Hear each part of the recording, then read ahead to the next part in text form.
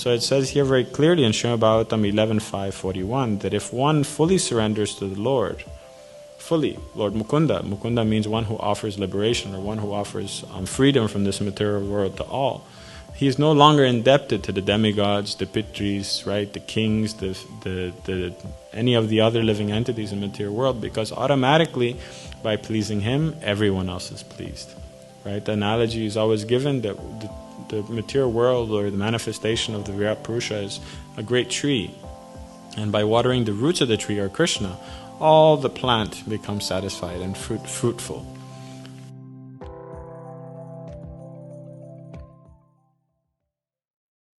Word for word. Rudram, Lord Shiva. Cha, and. Svena, with his own. Bhagena, share. He, since. Upadhavat, he worshipped. Samahitaha, with concentrated mind. Karmana, by the performance. Udavasena, Udavasanena, by the act of finishing.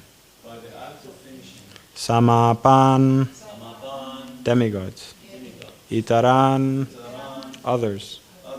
Api, even. Udavasya, after finishing. Saha, along with.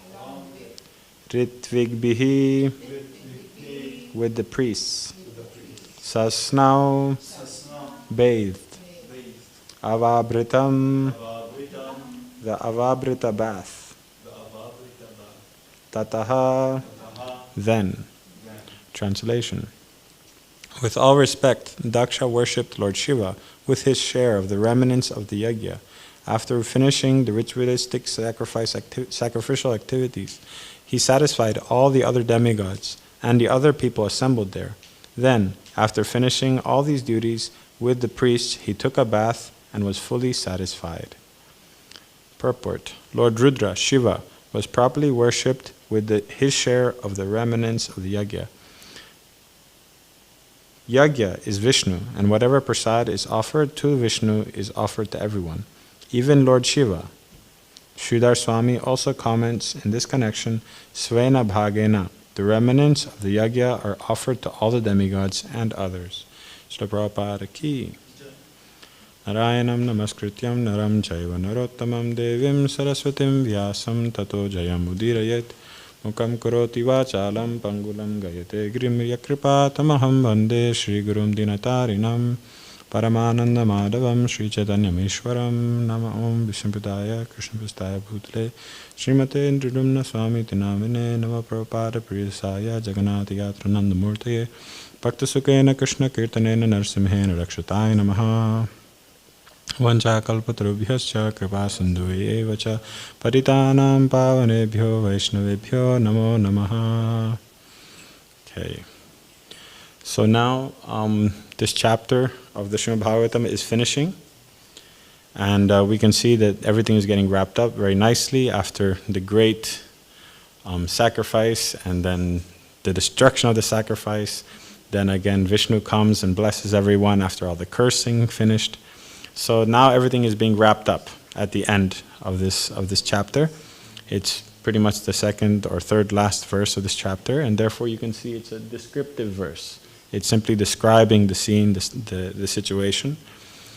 And from this pastime of Daksha, the whole pastime of the sacrifice of Daksha, everything that happened before and after, we can learn many wonderful lessons. And I think one of the ones that are most common, or you can understand most easily from this whole pastime, is the futility of karma kanda, or the futility of performing ritualistic activities for material desires or material benefit. Right? And how complex and difficult it is to perform. In this connection, we can see that after the sacrifice that Daksha performed, he did not regain his previous stature or his previous opulence and facility as before the sacrifice. After the sacrifice, of course, he had, after that, the head of a goat, And because of his repentive attitude and the beautiful prayers he offered to Lord Shiva, he was forgiven from his offense to Lord Shiva, but he did not regain his opulence, his power, his level of enjoyment as he had previously. And later in this canto, we will see that to regain his previous position, he had to perform many, many millions of years of austerities. It's actually described that he performed, this whole pastime happened at the time of Swayambhuva Manu, the first Manu out of the 14 Manus. And he performed austerities for the duration of 5 Manus, right? And we understand that one Manu lives the length of 300 million years, right? So 5 Manus means 1,500,000 million, 1,500,000 years, right? 500 million years, my bad. 1,500,000,000 years. Yeah, so he performed austerities for a very, very long time. And at the end of those austerities, he gave up his body again and was born as the son of Marisha, the wife of the Prachetas. Right? He was born again.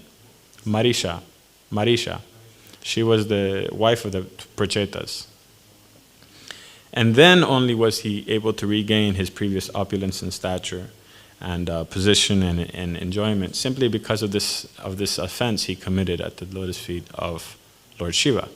Right? So we can understand in this connection that all these materialistic activities, karma kanda activities that one wants to perform to achieve better life in this world or elevation to the heavenly planets, are very difficult to perform, because if there's even the tiniest mistake or the tiniest oversight in some of the activities, the result can be the opposite from what you desire. Right? Daksha was performing this sacrifice to become more opulent, to become more happy, and instead he died. He got the head of a goat.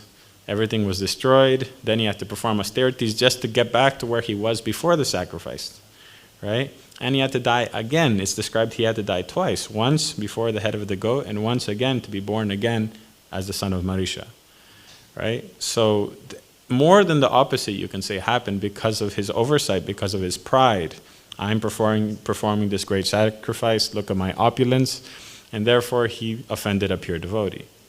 And this same story, or these same examples, you'll find all over the Bhagavatam, as in later on we'll see in the pastime of Indra when he commits an offense to his spiritual master Brihaspati, and because of that the demigods are defeated by the demons. They go to Brahma and they ask what to do, and Brahma says, go to Vishwarupa. Vishwarupa was the son of the Brahmana Tvashta, right? So he goes to Vishwarupa and he asks him to please become their priest. But at that time, Brahma warned Lord Indra to be careful when worshipping or when using Vishwarupa as your priest, because he is descendant of the Asura lane, right? His grandfather was an Asura. And so in his sacrifices, he favors sometimes the demons. But do not take any offense, Brahma told him. Do not think about that. You're right, he's still a pure devotee, he's still a pure Brahmana, and he will take care. He will do the sacrifices properly. But after they regained their kingdom and everything, Indra became again, how would I say, he became paranoid, again, as always, that they're going to come and take his kingdom, some Brahmin's going to come take his kingdom. And so he became very disturbed that Vishwarupa, while he was performing sacrifices, was also offering shares to the demons. And as Indra does, he acts sometimes without thinking. He killed Vishwarupa, right? He killed Vishwarupa, who was the son of a Brahmana, Tvashta, a very powerful Brahmana. And so this Brahmana, seeing the mistake that Indra made, decided to create another son who would be powerful enough to defeat Indra. And therefore he did another sacrifice. But in this sacrifice, as is mentioned in Bhāgavatam, he made a mistake of, instead of saying Indra Astro, he said Indra Astro, long A, which means basically that you would have, instead of saying that I want a son who will be able to kill Indra, it was have a son who will be killed by Indra. So by making one mistake in his pronunciation, the opposite effect came by his sacrifice. Right? The opposite, exact opposite effect that he wanted came through as the result of this mistake he made. And therefore Vritrasura was born, who was a great devotee, and in Bhagavatam we hear his instructions to Indra and instructions to the demigods. But the exact opposite happened, that this demon, this son of Tvashta, was killed by Indra because of that mistake in the sacrifice that he made. So this small little mistake can give one the opposite result of one's austerities, of one's penance, of one's yajna.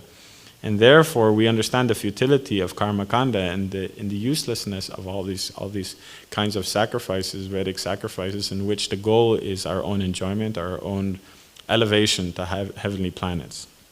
Right? Krishna says in Bhagavad Gita, right, that everyone in this material world has to perform sacrifice. Right? When one is born in this material world, one is automatically dependent on so many living beings, both demigods and in this material, and in earth. We're dependent on so many other things just for our sustenance, right? We're dependent on the rain, we're dependent on everything. And so Krishna says, right? He says, in the beginning of creation, the Lord of all creatures sent forth generations of men and demigods along with sacrifice for Vishnu and blessed them by saying, "Be thou happy by this yajna, because its performance will bestow upon you everything desirable for living happily and achieving liberation." Right? Krishna says that you must perform sacrifice. Right?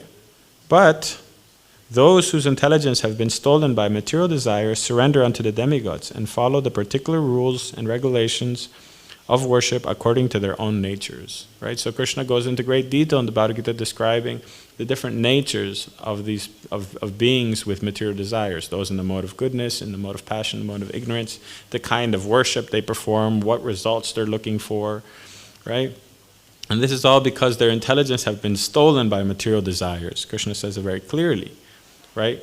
And therefore you see that the ultimate goal of all Vedas, of all the Vedas, is ultimately for Haritoshana, as described, right? It's for the pleasure of Lord Vishnu. But when one is desiring to enjoy separate from Lord Vishnu, therefore all these impediments come up, all these problems come up, and therefore one has to suffer the results of his activities, if they're good or if they're bad, right? Karma bandhana, Krishna says in Bhagavad Gita, they're binding one to this material world, right? Either good or bad, they bind one to this material world, and we want to break this cycle of karma kanda, break this cycle of bondage to this material world, in which if we perform a good activity, we do not want to enjoy the results of that good activity either. We don't want to be born again to go to Indra or to go to different lokas, to be born as a rich person. We don't want to. We want to we want to end the cycle of samsara, end the cycle of karma. And therefore, even the good activities that we perform, we should not perform it for any desire for material pleasure, rather simply for the pleasure of the Lord. And in that way we break the cycle of karma, both good and bad, right? So we can understand that these karma kanda rituals, these karma kanda sacrifices that are there, very, very difficult for us to perform. And especially in this age when we understand that the only process, right, is Harer Nama, Harer Nama, Harer Nama eva kevalam, Kalo nasteva, nasteva, nasteva katiranyata, right? There's no other way except the holy name of the Lord. Right? So by performing this sacrifice, the Harinam Sankirtan sacrifice, therefore we can free ourselves from the bondage of karma, both good and bad. And in a lecture, Srila Niranjan Swami, he mentions that even the Sankirtan Yajna must be performed simply for the pleasure of the Lord. If one performs the Sankirtan Yajna with Sakam Karma Bhakti, with desires, it will not give the desired effect of full freedom from this material world. It's very difficult because in that way it is Namabhas, or the shadow of the holy name. And it'll slowly, it'll be purifying you. It will purify you, but it'll take time. Rather, performance of Sankirtan Yajna solely for the satisfaction of the Lord gives one the highest benefit, which is the pleasure of the Lord. And when the Lord is happy, everything else is taken care of. Right? As it's mentioned in Śrīmad Bhāgavatam, right? Devarshi bhutapta nirnam pratinam Nanayam kinkaro charajan sarvatma ya saranam charanyam gato mukundam parihritya krityam. Right? It says, O king, one has given up all material duties and has taken full shelter of the lotus feet of Mukunda. One who offers shelter to all is not indebted to the demigods, great sages, ordinary living beings, relatives, friends, mankind, or even one's forefathers who have passed away, since all such classes of living entities are part and parcels of the Supreme Lord. One who has surrendered to the Lord's service has no need to serve such persons separately. So it says here very clearly in Śrīmad Bhāgavatam 11.5.41 that if one fully surrenders to the Lord, Lord Mukunda means one who offers liberation or one who offers freedom from this material world to all. He is no longer indebted to the demigods, the pitris, right, the kings, the any of the other living entities in the material world, because automatically, by pleasing him, everyone else is pleased. Right? The analogy is always given that the material world or the manifestation of the Virat Purusha is a great tree. And by watering the roots of the tree or Krishna, all the plant becomes satisfied and fruitful. Right? So you do not need to separately worship each individual demigod for different desires that we have. We simply go to Lord Krishna. And by worshipping him, everything else will be taken care of. You still see sometimes in different places in the world where demigod worship is very predominant. Right? Even amongst the devotee communities, sometimes you'll see there'll be an altar and there'll be Radha Krishna on it, but then also Shiva, Brahma, Ganesh, Durga, Saraswati, all the other demigods are there because they're very fearful that if you miss someone out, just like Daksha, they'll become angry and then I'll get the bad karma. So they do not have the faith yet in devotional service that by worshiping Krishna, everything else will be taken care of. And so you'll see pictures of everybody on the wall. Right? Or deities of everyone on the wall, just to make sure all the bases are covered. We don't want to miss anyone out. Otherwise, like Daksha, that same thing will happen to me. Right? But it's very difficult, and one has to get the firm faith in this verse of Srimad Bhāgavatam, or first firm faith in the instructions of the Lord that by worshiping him, everyone else will be satisfied. So this is something that we have to cultivate. This is something that we have to understand, that there's no need for everything else. And on top of there's no need, it is not a foolproof way, because just as we see so many examples in Śrīmad Bhāgavatam that someone does a performance of sacrifice, but because of some small mistake or some offense, everything is ruined, like in the pastime of Daksha, like in the pastime of Twashta, right? Everything is ruined because of some small mistake. So how can we put our faith in a system that's so difficult to do? And not only that, it's very dangerous, right? It's very dangerous to perform. Why not choose the easy path, in a foolproof path, that by worshiping the Lord, everything will be taken care of. And not only that, he'll get rid of our desires for those things, right? It's the medicine and the cure and the goal, everything is there in the holy name, right? So sometimes in our Krishna conscious movement, we're still performing quote-unquote fire sacrifices or sacrifices in that way, but we have to be very clear and understand our intention. Our intention is simply to please the Lord. And therefore the mistakes that we inevitably perform in our sacrifices do not cause us the same karma, because we have no desire for any result. Right? We are doing a yajna every Saturday for Lord Nrsimhadev for his pleasure. Right? And what are we chanting in the yajna? Are we saying, give me this, give me that, please take this, give me that? No. We're simply saying, describing his qualities, describing his pastimes, describing his glories.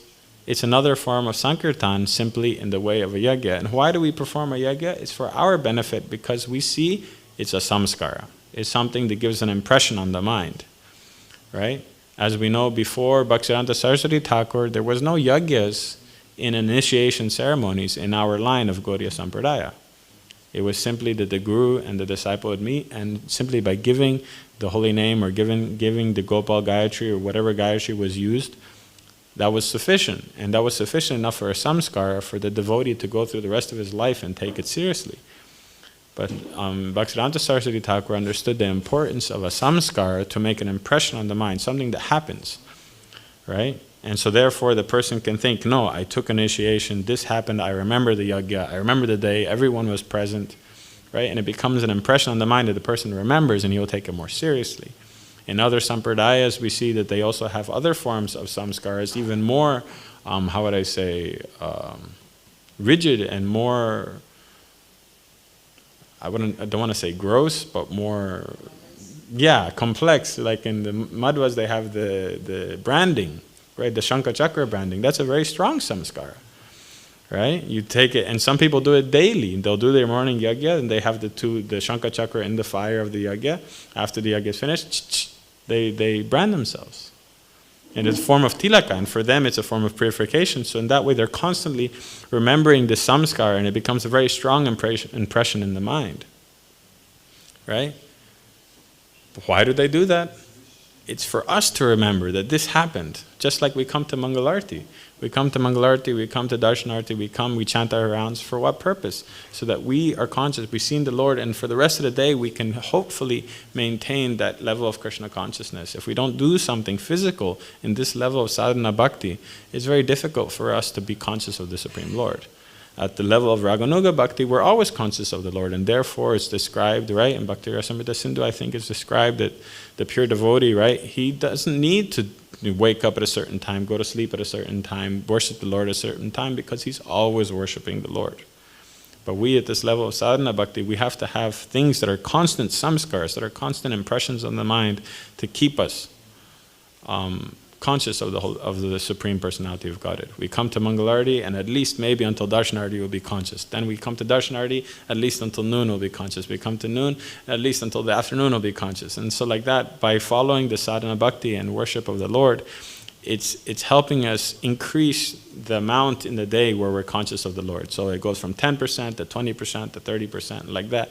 We can slowly increase the amount of the day in which we're fully conscious of the Lord. And all this is through samskara. Samskara simply means impression on the mind.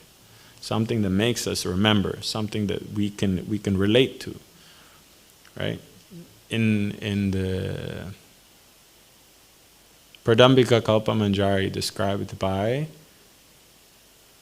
Gopabhata Goswami, and I can't remember who wrote this, but he's describing how everything in the day that we perform is a form of deity worship. It's a form of worship to the Lord. From waking up, going to the bathroom, taking bath, cleaning our tongue, how every single activity in the day that we perform can be directly related to our deity worship, related to our sadhana, related to it. And the reason why he does this, he describes very clearly, is simply so that while we're brushing our teeth, we can understand that we're doing this as a direct service to Krishna. Why do we brush our teeth? So that our mouth is clean. So that when we chant the holy name of the Lord, it's coming in a clean place, right? The Lord comes and dances on our tongue when we chant the holy name. We clean our tongue so he has a clean place. When we speak to other devotees, we don't, this foul odor doesn't come out, right? So it's direct service. Why do we clean our bowels in the morning as soon as we wake up?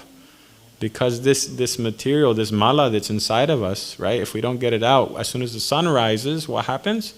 The stomach wakes up. And when the stomach wakes up, it starts digesting again what's inside of us. And so if that's not out of there, those toxins go into the body, and the entire body becomes impure. Right? And you cannot perform puja in such an impure state. You cannot. Going to the bathroom, cleaning our bowels in the morning. According to Ayurveda, it's described this should be done before the sunrise. Right? Because at sunrise, everything in the body wakes up. Not only the living entities wake up, but the sun actually wakes up our organs inside our body. We don't even notice. And so if you do not, according to Ayurveda, if you do not use the bathroom before the sunrise, those toxins go into the body. It's basically the day before is prasadam that's there, right? That's all supposed to be given away, but instead it starts getting digested again. And those toxins start going into the body, and the body is no longer pure. Sometimes also, if you follow the rules of Ayurveda properly, you'll notice that even your body doesn't smell as much because those toxins didn't go back into the body and they're properly being released. Right? So why do you go to the bathroom? So that you're clean to perform puja, to come in front of the Lord. Right? Why do we take a bath? For the same reason. Not only do we take a bath, they say there's so many different rules in Shastra. If you sleep longer than 45 minutes, you're supposed to take a bath. Why 45 minutes? Why is it described 45 minutes? Is because within 45 minutes, the mind goes to such a level of ignorance that to be able to get yourself out of that ignorance to the level of puja clean, a bath is necessary. To clean oneself, to get yourself out of that level of ignorance. Because you can experience it yourself. You sleep longer than 45 minutes, you're in a certain level of tamaguna, and it takes sometimes 2-3 hours to get back to the same level of awakeness or awareness even. So what to speak of to perform puja is describe 45 minutes, right?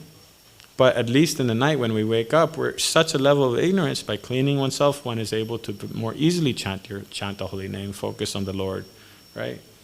Then why do we eat in the morning? Of course we eat only after the Lord eats, but eating his Krishna Prasad is direct service to him. But not only that, by eating Krishna Prasad, it's another form of meditation for us. And so we become more conscious of the Lord. And so like that, very carefully, every single activity in the day is described.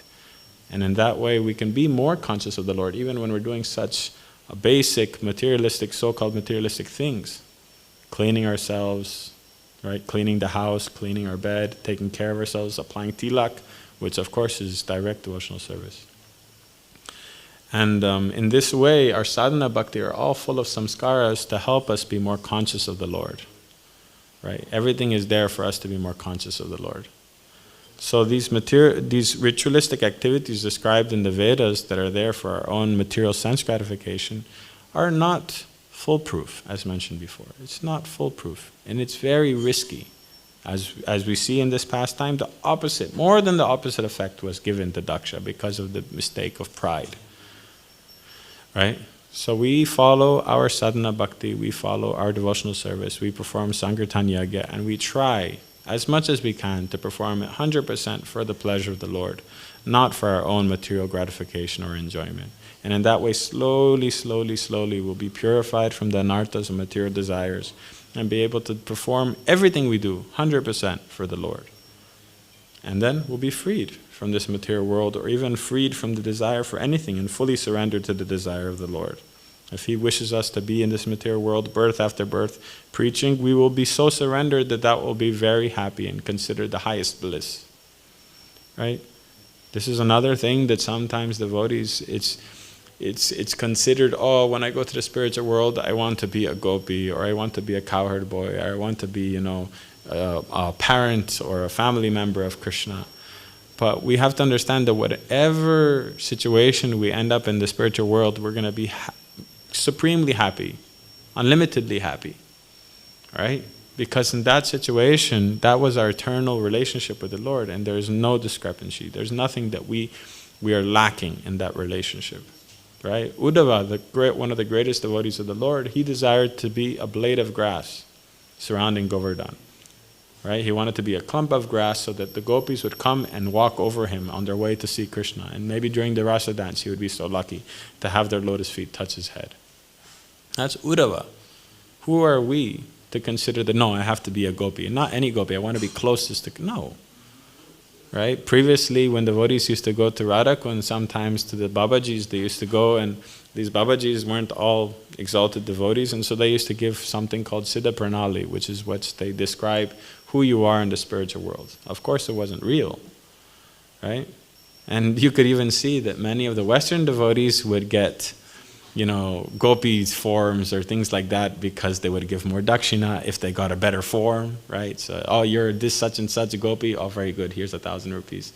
Oh, you're a cow, okay, only 10 rupees. Right, so they weren't very happy. So they'd give very advanced, elevated siddha pranalis to the devotees, and it was all nonsense. Right? It's not a business in that way. Whatever form you're going to get in the spiritual world, you're going to be eternally happy, and you cannot artificially have that form revealed to you prior to the stage where you're ready. Right? I was listening to a lecture by my spiritual master, Srilendra Swami, and he's describing how there's 3 people in this creation, spiritual and material, who can experience Mahabhav, or the same exit. 3 people, only 3 people.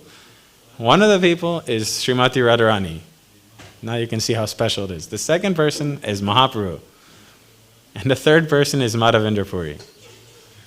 Right? There's 3 people in the whole creation, both spiritual and material, who can experience Mahabhav. the same ecstasy that Srimati Radharani feels. Krishna cannot experience it. Mahaprabhu experiences it, right? And one of those people is Madhavendra Puri. And who is Madhavendra Puri in the spiritual world? He's a kalpavriksha tree. He's a tree. He's one of the 3 people in the spiritual world who experiences Mahabhav, and he's a tree. So how can we say that no, only gopis are, I only want to be a gopi or a gopa or such and such? No. He's one of the greatest devotees in the universe, in entire creation, and he's a kalpavriksha tree, and he's supremely happy in that situation. Right? So we have to aspire to that level of surrender to understand and have full faith in Krishna that this process of devotional service is foolproof. We do not need any other situation. We do not need any other form of sacrifice in which to fulfill our other desires that we have. And in that way, we can fully surrender unto the Lord and give up all these other desires that we might have. Right? So today, since it was more of a descriptive verse, I wasn't able to find that much resources to describe or to speak on this verse, but I thought maybe we could do longer questions and answers if anyone has. And huh? But it was more a summary of the entire chapter. So we'll finish here, and please, any questions or comments, most welcome. Yes, Prabhu.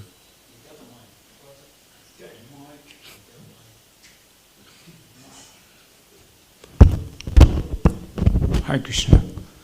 Mike Jagger. So on this last point what you made, I'm very happy that you made this point, because I think the problem is when we desire to be a particular form in the spiritual world, most of it's because of still we want to sense gratificate. Because many times I hear the devotees saying, "Oh, when I'm with Krishna, then I can play with Krishna." But it's not that we go in the spiritual world to play with Krishna, to enjoy.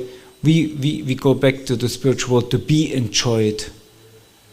And this is what you said, is this level of surrender that we say, whatever, I want to be enjoyed. If you enjoy by kicking me or giving me a hard time, if this is what you like, if you want to keep me in the snow, so that's your desire. And there was one question or one thing what would could say what Prabhupada says in Nectar of Devotion. One should choose a character in the spiritual world and kind of meditate upon this character and follow that. What is sort of kind of Siddha Pranali, you choose yourself, whatever, you choose yourself. But I think there's also our process of to discover ourself, where we were going. So the question could be, is there some more from your side, some more clarification to this point? And another question was, when you spoke about samskaras, imprint of the mind, but it's also not only on the subtle level. There's also some cross. It's like I always when I do some scores, I always say it's like downloading an application or something like that. So it's also some cross experience what one can have, especially when before the baby, before the birth or something like that. So how much effect nowadays, since we all not Vedic chanters, how much is the effect if we don't pronounce all the mantras as you described, as in this, what was his name, the Brahmana who made a sacrifice? Tvashta. Yeah. Tvashta. So, or is faith enough? This is a really wonderful question, Prabhu. Thank you. I'll first deal with the samskara question, then the other one. It's very beautifully, Prabhupada very nicely describes how we do not have sufficient intelligence or sufficient knowledge to be able to offer, make prayers, let's say, to the Lord, right? And therefore, if we're not able to, we should take from the sastras, we should take from the songs of the acharyas that are so perfect. And by singing them, we can I would say follow in their footsteps, and therefore Krishna will be pleased through their prayers that they offered. And we try to emulate that desire that we have. So in the form of samskaras, there's so many wonderful prayers that are meant for different things, right? And ultimately, all the samskaras that we perform as devotees, we're simply asking Krishna in different forms to protect or to help us go through whatever we're going through, whether that be birth, name giving, all the samskaras leading up to Antyeshti, which is, the immersion of ashes. And so by chanting those mantras that are meant to particular reasons, we are offering them to the Lord with the desire that He helps us get through whatever we're doing. And so therefore we're using the prayers offered by different great devotees in the sastras to pray to the Lord. And that's completely right. And the Lord will fulfill those desires because of the purity of the prayers offered by the great devotees that we are offering to Him. Right? They're not our prayers. They're not something that we are making up to give to Him. No, we're using them. And so in that way, He will give us what he desires to give us, obviously, but He will fulfill those desires of His devotees because it's the love that we're offering them with that He accepts. So these samskaras, as you say, it's a gross materialistic activity in which we are offering particular offerings to the Lord for a particular desire. But especially in the form of samskaras, they're all direct devotional service, because what are we asking for in those samskaras? Are we asking for wealth, opulence? No, we're asking, let this child be a devotee of yours. Let this child have the ability to serve you in such and such a way. Let him be your servant. Let him be purified so he becomes a pure devotee of you. Right? So samskara after samskara, all we're asking for is service to the Lord and to be engaged in His service throughout our life. And so in that way we can replicate the emotion or the offerings that those great sages or great devotees are giving Him with our own little bit of love that we can add on, right? Piggyback on their offerings, and therefore get the result, which is more service to the Lord. So in that way it is Sankirtana, it is worshipping the Lord by His name's form and qualities. But in a gross situation in which we are offering for a particular purpose. But it's a particular purpose of devotional service. So in that way it's pure and it's perfect. And it's not in any way material. And then we shouldn't downgrade it by saying that, faith is enough, or faith is the only thing that really matters, and therefore we put no effort into chanting the mantras properly, learning the mantras properly. No. We want to do it to the best of our ability, right? And that effort Krishna sees as well. But it's the power in the mantras, or let's say in the power in our love when we offer it with the certain mantras, that the Lord will accept. He sees the effort. If we put zero effort, then the Lord will see that. So therefore it's the love and intention that we have for Him that gives the result at the end of the day. But we do not have the sufficient love, or how would I say, unlimited raganuga bhakti that we can just, think for a certain thing and that thing will happen, or that thing will offer to the Lord. Therefore, there's so many different prescribed sadhana bhakti ways in which we worship the Lord. Just like deity worship, there's mantras, there's situations, there's regulative prescribed ways in which to serve the Lord. We don't just, invent something day by day as we want. So the samskaras are the same thing. We want to perform the samskara to please the Lord so that He blesses the devotee and so he can perform devotional service. Right? And this connection is described also, Bhaktivinoda Thakur describes Kirtaniya Sada Hari, right? Eternally chant the name of the Lord. But until such a stage that we're ready to go to the spiritual world, we have to maintain this material body. So we can be Kirtaniya Sada Hari, so we can chant the holy name of the Lord. And if we not take care of this material body, we will have an untimely death. And if you have an untimely death, you're not ready to go back to Godhead at that point. And so therefore you have to take birth again. So why? Better maintain this material body to a level in which it's capable to continue chanting the holy name of the Lord, continue performing your service and your duties, until such a point that you're ready to go back to Godhead. So he describes it like that. And so therefore part of maintenance of the material body is the 4 ashrams. Part of the 4 ashrams are samskaras. And so therefore they're extremely important to perform. And it's not simply, faith is what drives it, but We use the mantras as a vessel in which to offer our devotion, our love, our intention to the Lord. And therefore they're perfect. Is that okay, Prabhu? Yeah, just one more thought what came now when you explained it. I get the point, we should use the mantras, prayers, songs, whatever by the acharyas.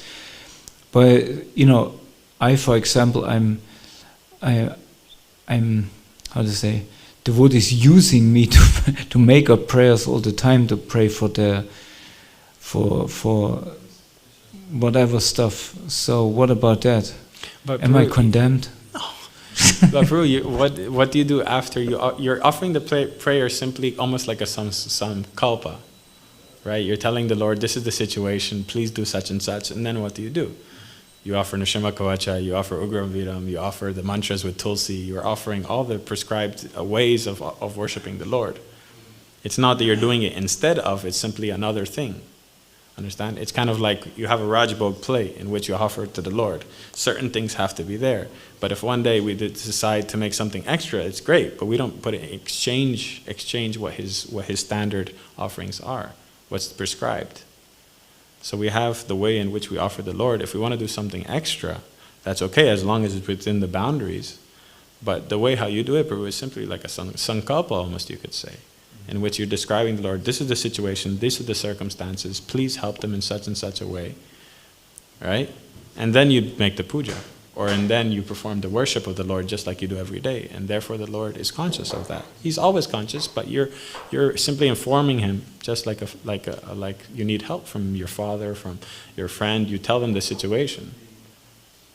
So, and therefore it's not that you're simply making up things, no, you're simply informing the Lord of his situation. So there's also two ways of looking at that, that not to create your own prayers and things like that. It's not that it's wrong, it's just that we should first understand our relationship to Krishna and understand the situation and the way in which we should pray to him. And how do we do that? By reading the acharyas, by reading the songs of the acharyas, by reading the books of Srila Prabhupada. This chapter itself is hundreds of prayers by the demigods, by the Vidyadhars, by the Gandharvas, by Indra, by Daksha. And we can see the way in which they're offering the prayers, how they're speaking to the Lord, their humility, their descriptions, their glorifications. And in that way we have an example. After that, then if we have to offer something extra, we do, if we would like to. And it's perfect and complete because we're taking their example. We're not artificially inventing things. Right? You'll see so many times also, like in the story of Jayadev Goswami or in the story of Rupa Goswami. I'll tell them both. Jayadev Goswami, he's writing Gita Govinda. And in his deep meditation in the pastimes of the Lord, he sees the Lord Krishna in trying to pacify Radharani's man, her anger. He says, please give me your lotus feet on top of my head. Dehi pada pallava mudharam. Please give your lotus feet upon my head. And Jayadev Goswami flips out. He's in his meditation. He sees that and he's like, no, this cannot be. I must be inventing something. This cannot be right. And so he's so scared that he committed an offense that he scrubs it out of the book, right? He crosses it out. And he says, no, I need to go take bath. I need to take the time to think. I'm starting to invent. He was so scared that he's inventing something and not following in the prescribed way that the pastime happened. And so he goes to take bath. And in the meantime, Padmavati Devi, his wife, is making lunch ready, so when he comes back, he can have prasadam. All of a sudden, after a short while, Jayadev Goswami comes back into the house and says, I'm just going to go write something in my book. Please have prasadam ready. So Padmavati Devi quickly gets the plate ready, has it there. Jayadev Goswami comes out of his room, eats prasadam with Padmavati Devi, and then says, okay, I'm going to go for a walk. So Padmavati Devi sits down and starts eating the prasadam. And then Jayadev Goswami comes again, wet from the Ganga, and says, Padmavati Devi, what are you eating? How are you eating before I eat? You're a perfect wife. You've never done this before. What is this weird, situation that you're showing now? He says, what are you talking about? You just came, wrote something in your book, ate and left, and now I'm eating. What are you talking about? And so Jayadev Goswami understood that something must have happened. So he went inside, and written again on top of that spot was Dehi pada pallavam udharam. Please give your lotus feet upon my head. So he realized that Krishna himself came and wrote into the book that, give me this. Give me your lotus feet upon my head. right? So he's so scared that he's inventing something, but Krishna showed him that it's the proper way. And then in the case of Rupa Goswami is describing also, not Bhakti Rasamrita Sindhu, I forgot. He's describing that Radharani's hair looks like a cobra, like the hood of a cobra, like the body of a cobra, the braid of Radharani going down her back. And so Sanatana Goswami read that, and he said that how can you describe the hair of Radharani as a snake? He said, this cannot be right. You should have described it as something more beautiful. Why is a snake? And so he didn't get on his case, but he corrected Rupa Goswami. And Rupa Goswami, being so humble, he said yes, of course. And then he's went into his samadhi again, trying to think about some other way to describe Radharani in that verse. And so that day, Sanatana Goswami was going to Radhakund to take bath, and across the other side of Radhakund, he saw some girls, some Brajbasi girls playing, and one of the girls were there playing, and he saw a snake going up her back onto her head. And so he said, "Hey, watch out, there's a snake." And they didn't hear him. So he started running across, and he's running, and he's about to reach the girl, and the girl turns around, and he sees his Radharani. And the cobra on her head, right? It looked just like a cobra. And so in the ecstasy of seeing Radharani, he fainted, and Radharani disappeared, and he understood his mistake. So he went and told Rupa Goswami the pastime and said, "You're perfectly right." Right? So in these cases, these Goswamis are even worried about inventing or going out of the proper lineage of prayers to the Lord. And these are quite extreme situations. But you can see the care and attention they're putting into following into the footsteps of the acharyas when describing, writing about the pastimes and different things. So we should not invent pastimes. We should not invent situations. If we're following into the prescribed ways of prayers that is described by the acharyas and by great devotees in the past, then there's nothing wrong in what we're doing. But we cannot invent pastimes, so to speak. Yes, sir. How do we know when we invent and when we revealed and when we invent? Well, once we reach that level of Raganuga Bhakti in which we're seeing the pastimes of the Lord, then I think we'll hopefully, by the mercy of Srila Prabhupada and the great devotees, we'll be able to see the Lord, and it won't be questionable in our mind if we're seeing it for real or if we're just inventing it in our mind. Acharyas afraid, as you described, to invent something, and I guess when you're on that level, then you would not even consider yourself on that level. Exactly. So you would not think, you know what I mean. So yes. The border is not clear, I guess, and even one maybe want to wipe out, kind of one want to keep oneself on the safe side of sadhana, because therefore, because it's a safe side, therefore, even the great devotees, they stay on that side. They don't say, "Oh, now I'm do Raganuga Bhakti." Yeah. No, they will never say, that way, and especially in the case of the acharyas that we're speaking of, Jayadev Goswami, Rupa Goswami, they're preaching to us, so they're writing books for us to read, and so they're even more careful that we do not misinterpret, so we do not misunderstand, because they're sharing their intimate understandings of the Lord with us. And so in those cases, they're even more careful, right? And that's why these examples came up. But in the case of the acharyas who are focused on preaching, you'll see that they're even controlling their own Raganuga Bhakti, their own experiences of ecstatic love, so to be able to continue preaching, right? There's like examples of Srila Prabhupada. Sometimes, he would start singing Jai Radha Madhava and his voice would choke up. He couldn't speak anymore. But then he would almost like shrug it off in order to give the class. It wasn't, he would control himself in order to give the class. So it was almost like an impediment for his preaching, so he would stop. He could continue enjoying the ecstatic love of thinking about Radharani's pastimes at Madhava and the song that he loved so much, but he would stop himself from this expression of ecstatic love in order to continue preaching. And we see that in other places also. So the acharyas who are in this mood of ecstatic love, but are preaching in the mode of preachers, they'll never broadcast or say, that I am experiencing such and such. No. Then it's, yeah. Because this was Prabhupada's service. Yes. Not to come to enjoy. Yeah. Yeah. Yeah, Prabhupada's mood or Prabhupada's service in this material world is preaching. He didn't come as a great rasika. He was preaching. That was his focus. Yeah, wonderful.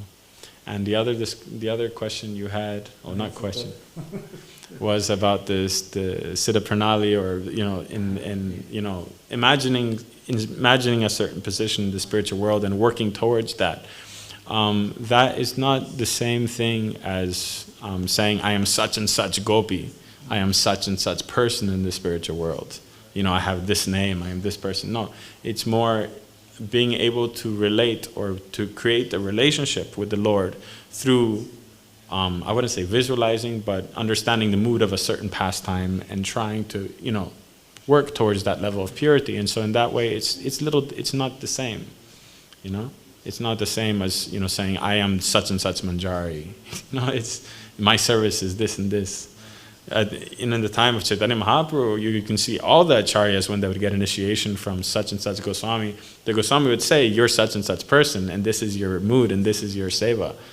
And they would perform it in their own sadhana bhakti. They would, boil milk for the Lord. Like Narottam Das Thakur, that was his pastime, preparing milk sweets, boiling milk for Radha and Krishna. And so he would perform it. Right? Rasikananda, he also had a very intimate pastime serving the Lord, and sometimes, I can't remember, it was something he was doing to the Lord, and sometimes, was it Shyamananda? Anyway, there would be physical appearances on his body, like bruises or cuts from in the forest picking flowers, scrapes, and he would hide it with his clothes so that other people didn't see, but he would go into his samadhi, into his meditation, and the things that happened to him in the spiritual world would actually stay on his body, like different colorations, the red color on her feet, on her feet, depending how you're thinking, right?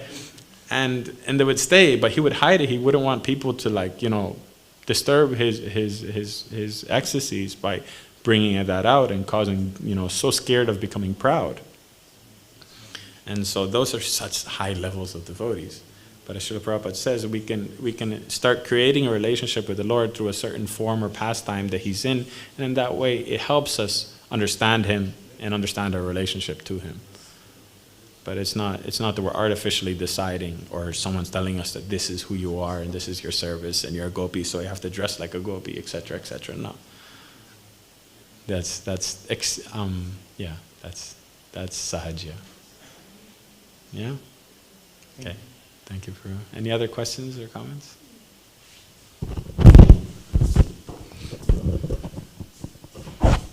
Thank you, Prabhu, for the class. My question is very primitive, you might laugh.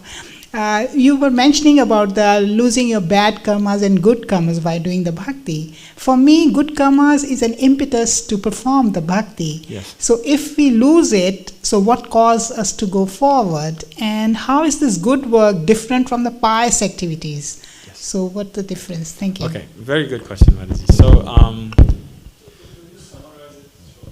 So,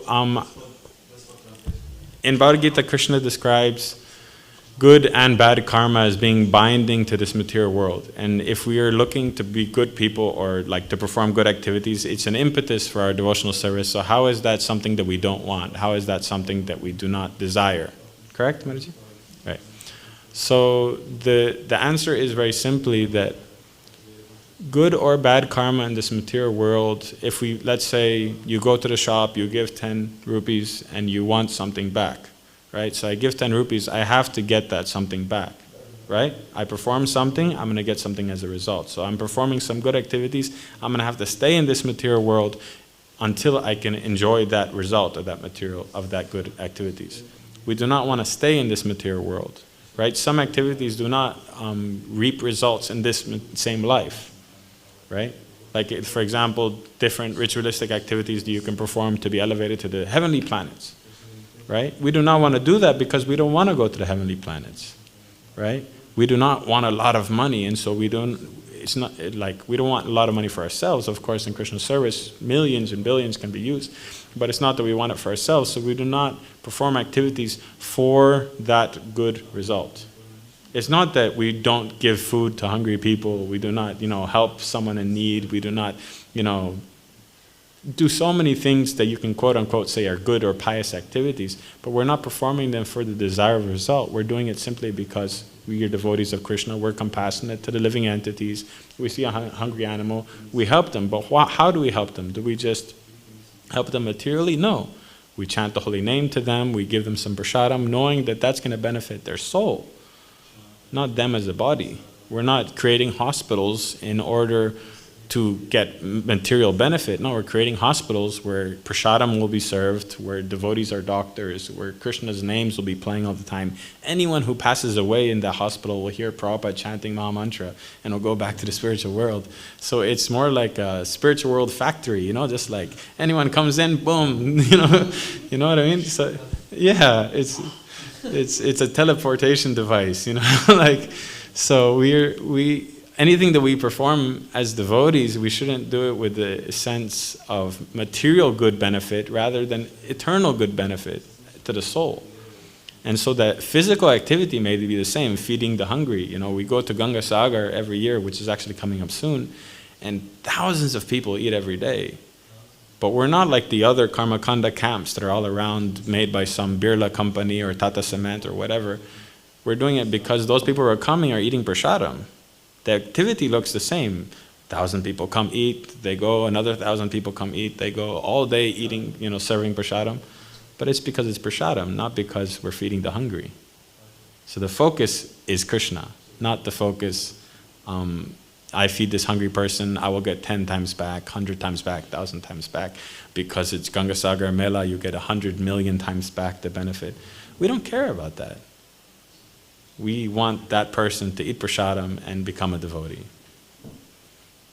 Does that make sense? So physical activity the same, purpose very different. Yeah? What is the other question?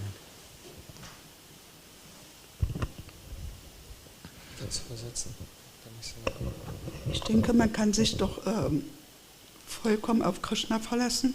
Also die Erfahrung habe ich gemacht so bisher. Krishna kennt uns am besten und weiß, was uns, womit er uns erfreuen kann oder was uns am besten tut, so dass man sich da gar keine Gedanken groß machen muss, wenn man in einer Situation ist, wirklich mal in die spirituelle Welt zu kommen, dass man sich da wirklich so auf Krishna verlassen kann, was er uns zugedacht hat. Du musst das übersetzen, ja. Ja, ist ja richtig so. Aber ich kann das nicht alles auf Stück übersetzen. Soll ich nochmal sagen? Aber Stück für Stück. Also wenn man in die spirituelle Welt kommen sollte, oder egal, was man sich erhofft, man soll sich vollkommen auf Krishna verlassen, weil er uns am besten kennt. One should completely depend on Krishna if one wants to go to the spiritual world or not. And yet you just be dependent on Krishna? I think the point is that one should not, Kishore-kun's opinion is one should not meditate so much, I want to be this and that. When you come, one should depend on Krishna, because when you come to the spiritual world, he knows anyway what's the best situation. Yeah, where you're going to be the most happy. Yeah, absolutely. Perfect comment. But yeah, we fully depend on Krishna because Krishna knows what we desire the most. And if we desire to please him with our full heart, with our full desire, then Krishna automatically will put us in such a situation in which we will be fully satisfied with our service to the Lord. Right? Krishna knows us better than we know ourselves, so we shouldn't, like Mataji says, we shouldn't be already thinking, I want to be such and such or such situation. We just say, I want to serve you, Krishna, like Ramananda Prabhu says, I want to serve you in whichever way you wish. Mataji said that in whichever way you wish, and in that way we will be fully happy, because the Lord will give us the certain situation in which we'll be perfectly happy to perform service to him. So yeah. Thank you, Mataji. Anything else? No? Grantaraj Śrīmad Bhāgavatam ki, Śrīla Prabhupada ki, Jai Nitai Gaur Premanandi.